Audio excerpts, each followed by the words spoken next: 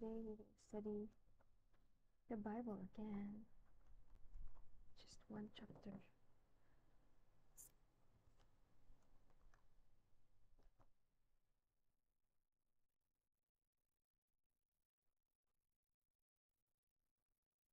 Prayer before study. True source of light and wisdom, creator of all things, true source of light and wisdom, lofty origin of all beings. Graciously let a ray of your brilliance penetrate into the darkness of my understanding, and take from me the double darkness in which I have been born, an obscurity of both sin and ignorance. Give me the sharp sense of understanding, a retentive memory, and the ability to grasp things correctly and fundamentally. Grant me the talent of being exact in my explanations, the ability to express myself with thoroughness and charm, point out the beginning, direct the progress, and help in completion, through Christ our Lord. Amen. Saint Thomas Aquinas, Ora pro nobis. Amen. Mama Mary, Ora pro nobis. Amen. Saint Expeditius, Ora pro nobis. Amen. Saint Jude Tadeus, Ora pro nobis. Amen. Saint Therese of the Child Jesus, Ora pro nobis. Amen. Saint Rita of Cassia, Ora pro nobis. Amen. Saint Monica, Ora pro nobis. Amen. Saint Joseph of Cupertino, Ora pro nobis. Amen. Saint Padre Pio of Pietrelcina, Ora pro nobis. Amen. Saint Clare of Assisi, Ora pro nobis. Amen. Saint Teresa of Avila, Ora pro nobis. Amen. Saint Rose of Lima, Ora pro nobis. Amen. Saint Carlo Acutis, Ora pro nobis. Amen. Saint Faustina of Kowalska, Ora pro nobis. Amen. Saint Eduardo Confessor, pro nobis. Amen. Gloria Patri, Filii, Spiritui Sancto, sicut erat in principio, et nunc et semper et in saecula saeculorum. Amen.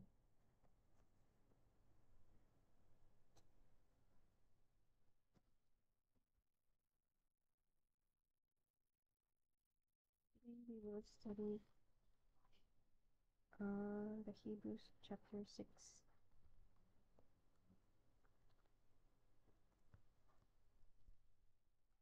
The Hebrews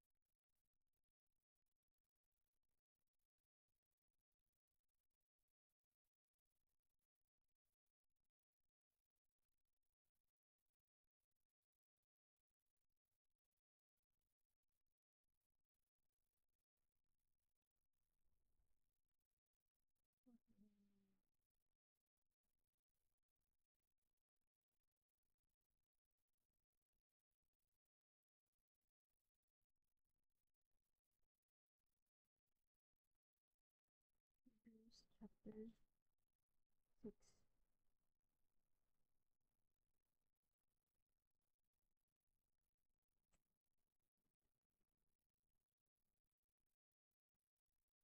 Let us go forward then to mature teaching and leave behind us the first lessons of the Christian message. We should not lay again the foundation of turning away from useless works and believing in God, of the teaching about baptisms and the laying of hands, of the resurrection of the dead and the eternal judgment. Let us go forward, and this is what we will do if God allows.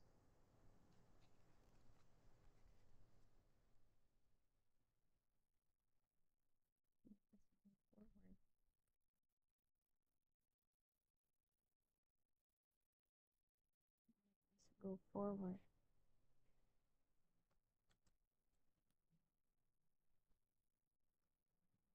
For how can those who abandon their faith be brought back to repent again?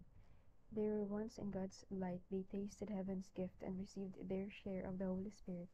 They knew from experience that God's word is good, and they had felt the powers of the coming age, and then they abandoned their faith. It is impossible to bring them back to repent again, because there again crucifying the Son of God and exposing him to public shame. God bless the soil which drinks in the rain that often falls on it, and which grows plants that are useful to those for whom it is cultivated.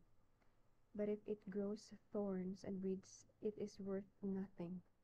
It is in danger of being cursed by God and will be destroyed by fire. But if we speak like this, dear friends, we feel sure about you. We know that you are the better blessings that belong to your salvation. God is not unfair.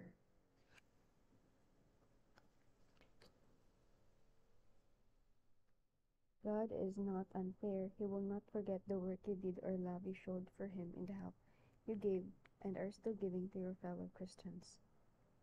He will not forget the work you did or the love you showed for Him in the help you gave and are still giving to your fellow Christians.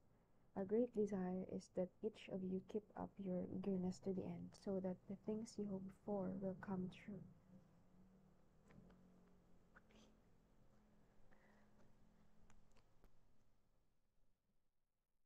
Our great desire is that each of you keep your eagerness to the end, so that the things you hope for will come true. We do not want you to become lazy, but to be like those who believe and are patient, and so receive what God has promised.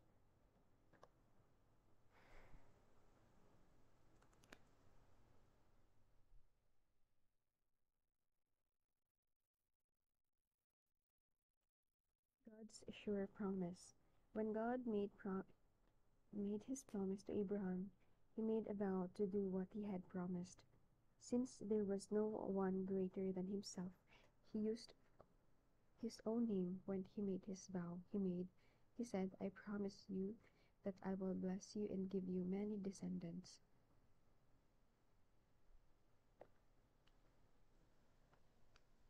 I I promise you that I will bless you and give you many descendants. Abraham was patient, and so he received what God had promised.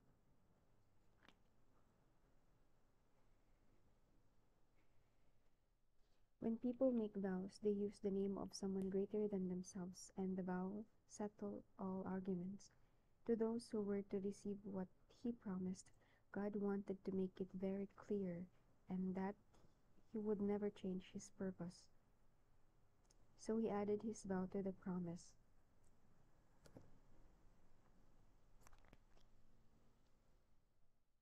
To those who were to receive what he promised, God wanted to make it very clear that he would never change his purpose. So he added his vow to the promise. There are these two things then that cannot change about God, which God cannot lie. So we who have found safety with him are greatly encouraged to hold firmly to the hope placed before us. We have this hope as an anchor for our lives. It is safe and sure and goes through the curtain of the heavenly temple into the inner sanctuary. On our behalf, Jesus has gone in there before us and has become a high priest forever in the priestly order of Melchizedek.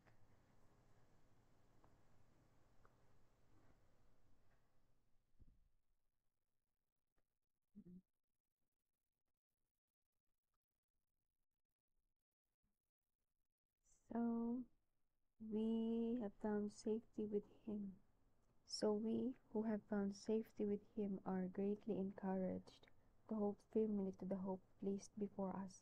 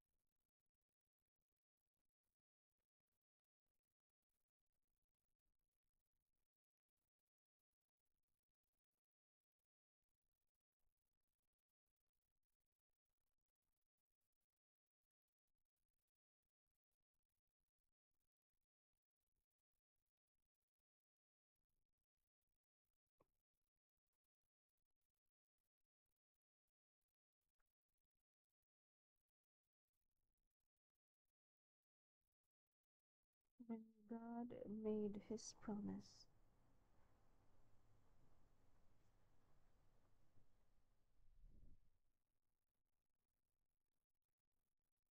Abraham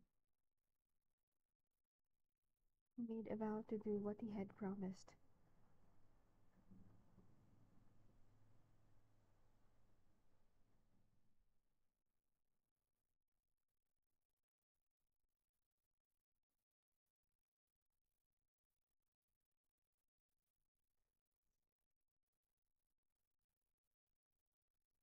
Since there was no greater than himself,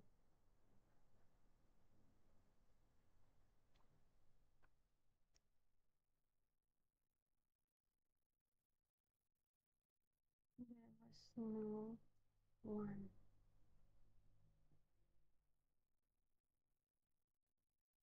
than himself. He used his own name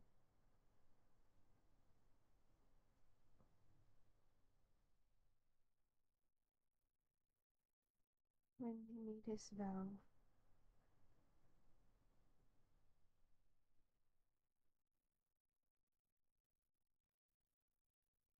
He said,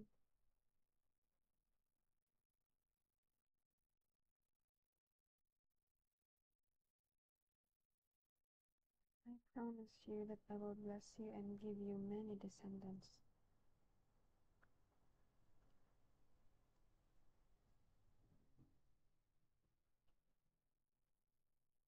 I promise you that I will bless you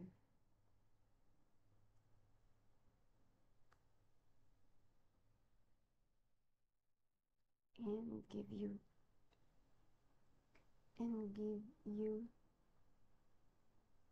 many descendants.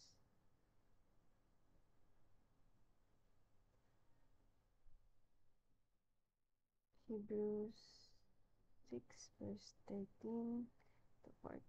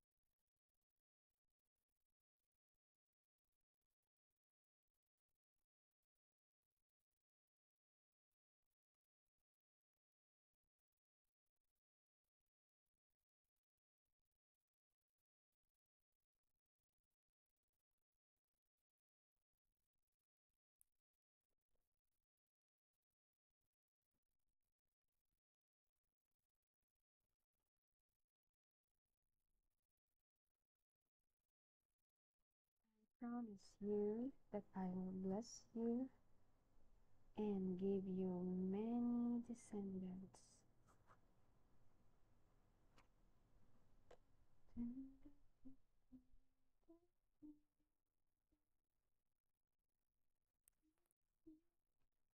What did I learn? How can I apply it?